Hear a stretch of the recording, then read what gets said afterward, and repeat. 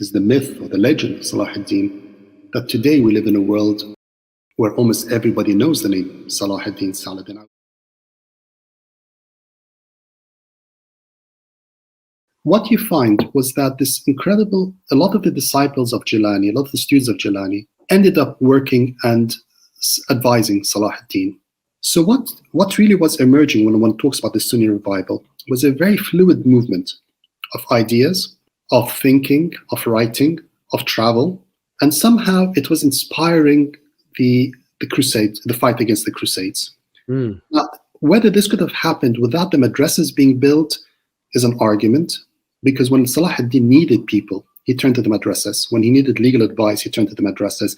When he needed so if this institution had not existed, one wonders where these people would have gathered. And of course, in my book, I argue that although Salah ad-Din is most famous for his battles, and we'll touch upon them, it was actually his contribution to the madrasas. He's the one who really introduced madrasas into Egypt. Before him, there were only a few in Alexandria, which had remained a Sunni bastion. But he is the one who really built the madrasas. And from those madrasas, thousands upon thousands of graduates emerged who eventually would assume positions of leadership within the Muslim world. And they were the ones who really stood up against the Crusades, and they were the ones who advised and often pushed Salah ad-Din. And one of the most arguments about Salah ad-Din, I'm sure we're going to be talking about it, is the myth or the legend of Salah ad-Din, that today we live in a world where almost everybody knows the name Salah ad-Din Saladin. I would argue that perhaps if one put aside the companions of the Prophet, ﷺ, then maybe apart from Rumi, the name Salah ad-Din is probably the most famous Muslim name there is now.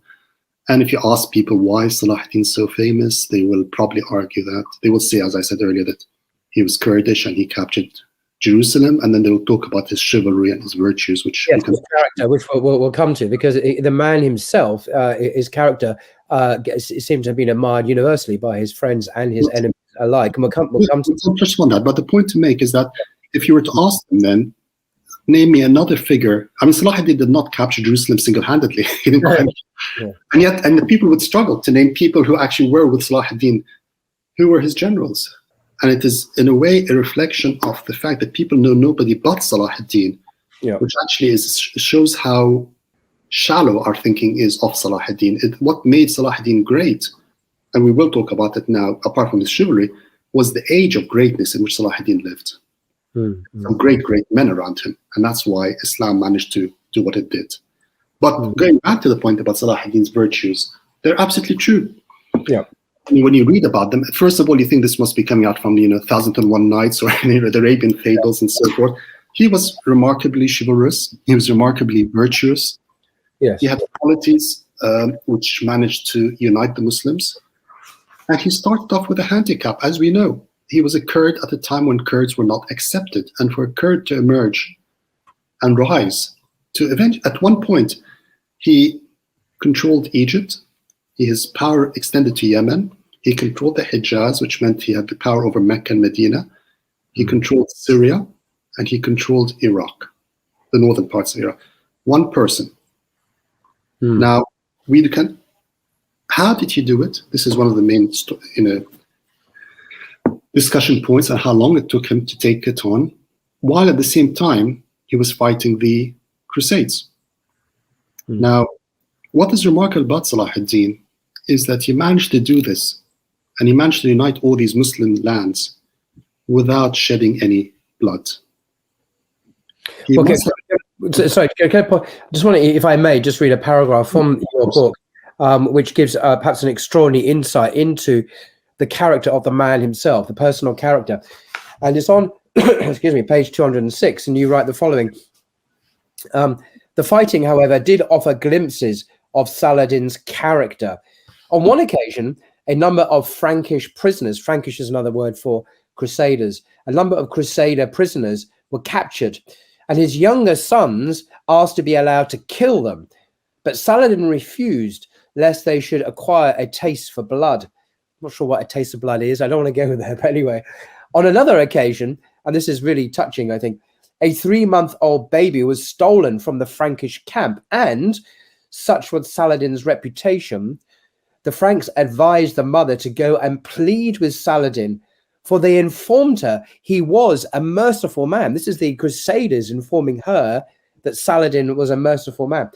She was brought to him by his guards, and he quickly found out that the baby had been sold in the slave market. He then ordered that the baby should be bought back, and he returned it to the mother. Then he ordered a horse to be brought to escort her back to the Frankish camp. This is the enemy camp. So he was actively showing compassion and mercy to a mother and the mother's child in ways which way, way, way beyond the call of duty. And this is just a fascinating vignette and insight into the man. And this is characteristic. This is not an exceptional incident. It's characteristic of the man. And you can see how legend was born from this. Legend was born because of that. And the reason he became so famous in the West and Salah ad-Din became Saladin is because as the Crusaders returned, they returned with stories that they had seen, like this one you mentioned. There was many other ones. There was the famous one where in one of the battles between him and Richard, Richard's horse was slain and the King of England fell on the ground. And this, of course, to capture the king in battle would have ended everything. But Salah ad-Din sent him 2 horses because he said it's not befitting that a king should fight not on horseback. He had chivalry. But what is incredible about Salah ad-Din was, of course, it goes without saying, his virtues and chivalry were incredible. And it's in a way that is one of the reasons why he united the Muslim world. And I'll come back to that later on. But the most profound point is this. The Crusaders and the Christians were overwhelmed by Salah ad-Din's chivalry and virtues. But they could not, and they refused to accept that these chivalries and virtues were simply Salah ad-Din trying to emulate the virtues of the Prophet and Islam. And here we have this fascinating relationship between those who came across a so-called enemy who appeared much more chivalrous than their own people. And as we know, in the First Crusade, when they entered Jerusalem, they massacred all the Jews and the Muslims there. Salah ad-Din, when he captured Jerusalem, of course, he released everybody without any shedding of blood. And that without, I don't think you mentioned in the book, but of course the Prophet's own entry into Mecca when he was victorious over his own city, and what he did there, and he explicitly invoking Prophet Joseph. And of course, how did Joseph treat his brothers who had betrayed him and sold him to the Egyptians and did terrible things to him? So that this embodiment of mercy in the Prophet's life is I think you're suggesting is also. And Salah ad-Din was, and of course, no, Salah ad-Din was fully aware of that. And don't forget that Salah ad-Din's name was Yusuf, and his chief propagandist played that very cleverly by using the word Yusuf and playing the word Joseph, and playing that on that symbolism. He was a very clever strategic figurehead as well. But the point is this: he inculcated Islamic virtues and values at their best. As the enemy, as the Crusaders came and met these virtues, they carried it back with them. But somehow, of course, they could not accept that these virtues were Islamic. They couldn't, because if they did, then the natural thing would be then this cannot be a false religion. This has to be some truth in there. So they went through these mental acrobatic somersaults where they had to praise the man, but not praise the religion, which inspired the man. And most famously, we find that in Dante, of course, in the Divine Comedy, where Saladin is seen as a kind of heroic, doomed figure. Of course, he had to be doomed because he wasn't Christian, but somehow he wasn't doomed in the way because he was placed in the kind of ancient heroes' virtues. Yeah. And Salah ad-Din actually is seen in a much better light than the Prophet in that sense. But of course, what we as Muslims recognize is that, of course, the virtues of chivalry and honor which he displayed were down to his great piety and his great love of the Prophet. And this is why we have this very interesting relationship where people say it's not so much that he actually captured Jerusalem. And we see this later on in the book. He captured Jerusalem because he was very painstakingly, he built up alliances across Syria. We know that. Again, on 2 or 3 occasions, he was nearly assassinated by the famous assassins. The assassins, this kind of Ismaili group who went around just killing people. And Mount Alamut, and they got to him because the Latin kingdoms, of course, they recognized his danger. And very, very early on, one of the Latin historians, William of Tyre, writes about Salah ad-Din when he was a young man, before his rise to power. And he actually says, this man is not like the others. You cannot buy him. This man is different. So very early on, they realized this man was different. And of course, Nur-ad-Din was the same. So Salah ad-Din was following in Nur-ad-Din's trail to an extent, although in a way, Salah ad-Din completes the work that Nur-ad-Din did, which is the final capture of Jerusalem. Right. Before we get to that, can I just quote another section from your book towards the chapter Death in Damascus, Saladin's Last Days? And you write, if one were to speak of the genius of Saladin, which one surely must, then, in the words of Jackson, this is presumably a Western commentator, one would speak of, quote, the human qualities which made him loved as well as an admired leader. It was his sincerity, his generosity, and his magnanimity which earned from him respect in West and East alike, coupled with his regard for fair dealing. But it was his human kindness which earned him the great personal loyalty of his immediate circle. And that's from a Western writer. I just wanted to add that quote as well to what you were saying. But can we, if I may, just as time might elude us, come back to the victory at the Battle of Hattin, what that was about, and the liberation of Jerusalem, and then after that, perhaps looking at his, what I call his nemesis, who is Richard the Lionheart. There's a statue outside the House of Commons, not far from here, put up in the 19th century, in a kind of a eulogy to this great Christian, almost saintly, godly figure who, but there's some terrible atrocities that Richard the Lionheart is well known to have committed, and we'll perhaps, unfortunately, briefly touch on those as well. But what the victory at the Battle of Hattin, what was that all about, for those who don't know? Hattin was a decisive battle. 1187, when which saw the sweeping away of the Latin kingdoms and all the principalities that they had captured. Between the First Crusade and Saladin's rise, they managed to establish certain footholds along the coast of the Mediterranean coast, really Syria, Palestine, Lebanon. And of course, they captured and they held on to Jerusalem, which became the Latin kingdom of Jerusalem. And as soon as they did that, there was a period of, the Muslims getting their act together, and there was this whole counter-crusade, which is that the Muslims were determined to capture Jerusalem again. The thing about the Latin kingdom and the battles that Salah ad-Din fought with them was that, to put it very bluntly and very sort of succinctly, the Christian armies could not really afford to lose many battles because they were running out of men. There was this whole problem that men and money had to constantly be sent from Europe. And there was these constant appeals to Europe, to the kings of France and England, that we are running out of men. The Muslims, on the other hand, once they really figured out what was happening in the threat, one hesitates to say that it was inevitable, that the Muslims would eventually push the Christians out, the Crusaders out of Jerusalem. But of course, they were fighting on their own homeland. They were fighting, they could always replenish their armies. But there had to be a dynamic shift for them to succeed. And that shift was the unification of Egypt and Syria and northern Iraq. It was not enough. Under Saladin, yeah. Under Saladin, or initially it was Nur-ad-Din who tried to, of course, achieve that. Because Nur-ad-Din managed to unify Syria through Aleppo and Damascus, the two main cities of Syria.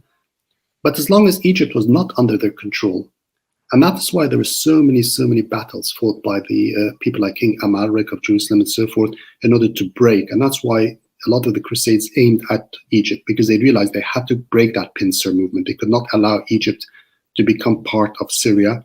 Yeah. And the Muslim armies had to draw their forces from northern Iraq, from Syria, and from Egypt. And if all these three aligned, then one can argue that the Jerusalem would fall. Easier said than done. It took Salah ad-Din many years. And as we mentioned earlier, and there were many attempts to kill him because, first of all, there was personal infighting. The Syrians did not want to come under Salah ad-Din's rule.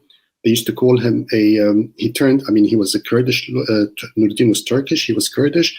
And they were talking, the Zengids, who were the Nur-ad-Din ibn Zengi, so the Zengid followers of Nur-ad-Din, often accused Salah ad-Din of being a dog that barked against his master because they thought him. Everything was seen in very insular, personal, self-interested manners. This was a fragmented society. a society which is far more fragmented than today, and really one which was scattered between small principalities, between small little towns and villages and cities, and everybody controlled everything. To transform that, to transcend that, and to ask people to unite, to fight against somebody who came, one can argue, came from nowhere. He was an Ed in Nuruddin's camp, and he emerged. And to be able to do that through his sheer personality, and this is really the key that one needs to understand. It's only when, and it took him many, many years to unify Egypt, to get to Syria, to go up to Iraq, to campaign, to come back. Once he got these armies together, they were victorious. They were largely victorious also because the Christian armies did some very, very strategic miscalculations, the famous keyboards, and if you read the book, you'll see a lot of strategic tactical errors. But the fact is, the Christians did not have the forces the Muslims had. The armies kept pushing them until they finally broke them in Hattin. Once this happened, and Jerusalem returned to the Muslims 88 years after its fall, and there's a huge celebration, of course, and there's great joy everywhere, Salah ad-Din knew instinctively that Europe would not allow this to rest. Yeah. And exactly what happened was that the kings of France, of England, Germany, all came together and sent huge forces to recapture, and this was the famous Third Crusade. And no sooner had Salah ad-Din taken Jerusalem and cleaned out the coast and taken off some of the cities, and again showed them an incredible mercy in his actions. Then, many Muslims say that had Salah ad-Din not shown this mercy, then perhaps the truth, had he massacred a lot of the Christians, then maybe the Third Crusade would not have happened, because it had shown. So maybe they interpreted Salah ad-Din's mercy as a weakness. So they felt they can, there's a lot of arguments that, other Muslim leaders, famous ones like Baybars and people who've come later, they didn't have this mercy. They showed much more rigor in their sort of massacres. But then they wouldn't have been Salah ad-Din. He is who he is. Yeah. And so his great nemesis, of course, you talk about the three great kings from France, Germany, and England. The one that seems to have made the biggest impression historically is Richard the Lionheart, who didn't spend much time in England, by the way. He seems to spend most of his life abroad. But anyway, he spoke French, by the way. Yeah. And of course, he arrived determined. He was an incredible soldier. We have to give him credit. He was as a military leader, he must have been incredibly charismatic, strong. And of course, what they do is they land in the north, and then they were marching down the coast slowly. And Salah ad-Din his army was marching with them, trying to stop their march as they head towards Jerusalem. So they go down the coast, and then they go inland into Jerusalem. And the thing we have to remember about this is that Richard had a formidable army. As a military man, he was he's obviously more capable than Salah ad-Din. Salah ad-Din was not what you call a great general. His qualities were elsewhere, and he put people together. He was a genius and all that. But on the military ground, and of course, Richard, as you mentioned, alluded to earlier, massacred a lot of Muslims. And of course, the most famous one being I don't know if you want to read an excerpt from this famous speech. Unfortunately, I will. I may. On page 211 of your book, you write the following. On the 20th of August, this is in 1191, the year 1191, the day Richard believed he had agreed with Saladin for the payment of the first installment. This is a truce they'd reached. Well, I'll go to the details, but that's not the point of the story. He ordered his army out of Acre. Muslim spies reported that the King of England's army was occupying the whole plain outside of Acre. Acre is a city that is today part of Israel. Richard spent the morning waiting to hear any news from the Muslim camp about the fulfillment of the terms of the agreement. But when none was forthcoming, he acted in a way which horrified the watching spies. The garrison of Acre, these are obviously the soldiers in that fortification, numbering around 3,000 people, were marched out onto the plain, roped together, men leading men, their hands bound. Then the massacre commenced. By the time night fell, so had the 3,000. So this, in today's terms, would obviously be a war crime where you cold-bloodedly execute prisoners of war. But this was typical, unfortunately, of Richard the Lionheart. His great brutality it's almost the opposite, the mirror image opposite of Saladin. Richard was fascinated. He was absolutely fascinated by Saladin Richard. He wanted to meet him, and one of the great myths and one of the great legends is that, of course, the two kings met. They never met, although one assumes instinctively because of the books and films and so forth that they actually met. Saladin refused to meet Richard. Richard on many occasions asked to meet with him because, as I mentioned earlier, the chivalry. On another case, there was once when Richard fell ill with a tremendous fever, and Saladin would send him ice sherbets and things to cool his fever down. And there was a time when Richard's ambassadors came to Saladin, and he actually took them around his camps to show them all the food that he sent Richard. On the one hand, you can say, look, this is a kind guy, he's a generous guy, he's a sweet guy who's helping Richard. No, Saladin was much wiser than that. He was showing Richard the power and the wealth and the strength that he had.